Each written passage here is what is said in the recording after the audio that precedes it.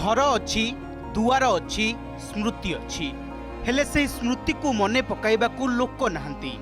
पक्का रास्ता अच्छी बिजुली अच्छी घर को घर पानी अच्छी किंतु भोग करने केही नाहंती।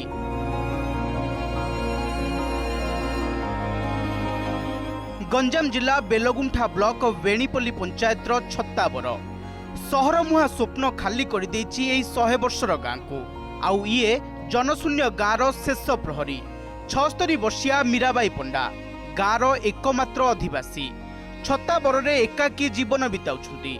3 पुओ बोहूं सहित नाती नातुणी समस्ते सहर रे हेले पैतृक भिटामाटीर मोह मीराबाई को आज भी बांधि रखिछि। एठी भंगा घर भितरे एकाकी जीवन एकाकी रोसई एकाकी दिन आउ एकाकी राति बिताउछंती।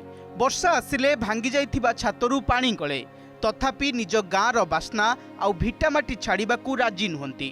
मु छाड़िकरी जीविनी एका पुअने डाकिले हेले मु जाउनी ए घरटा भांगी हेले कूड़े रहिए तांगे पिला तो बाहर रहिले पढ़ा पढ़ी की तांकर जो रोजगार तांकर पिलानकर पढ़ा पढ़ी ट्यूशन स्कूल जो मिलू 1000 टंका चाउल 5 किलो सेटा कौन पड़ो कि मास जाक एटी सब रास्ता घाट सुविधा पानी सुविधा इलेक्ट्रिक सुविधा किंतु एठारे कई लोक ना गाँटा बोलानी 100 वर्ष ऊर्ध्व जे माउसी कहवा अनुसार 100 वर्ष ऊर्ध्व आ से माउसी भी रोज चाषबास कर जमी जमी कर समस्त ग्राम छाड़ी गला एकाकी आज को 2 वर्ष हे परिवेश से बंचुंट घंच अरण्य घेर भितर जो ग्राम कई ना जो ग्राम सी पिलू बड़ होती से ग्राम को सी आपणे नहीं एकाकी से निज प्रकृति को धरी बंचुंट। नीरव कहानी पलटि जाइथिबा छत्ताबर भी दिने थिला गहल चहल।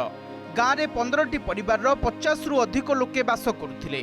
तेबे पिलांक पाठ पढ़ा भल भविष्यत और सहरी जीवन आकर्षण धीरे धीरे गाँ को खाली कर देछि।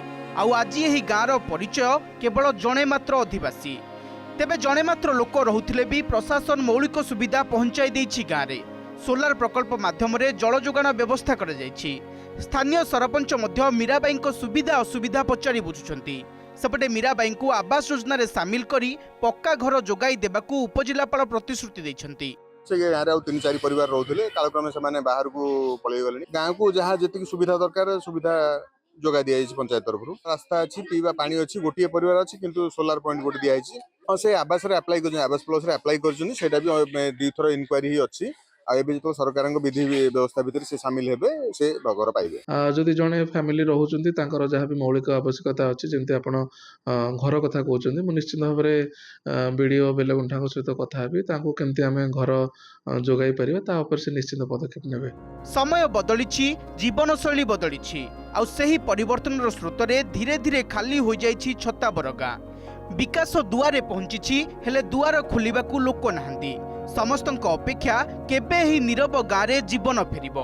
गंजाम बेलगुंठारू राजेश कुमार पंडांक रिपोर्ट ओटीवी।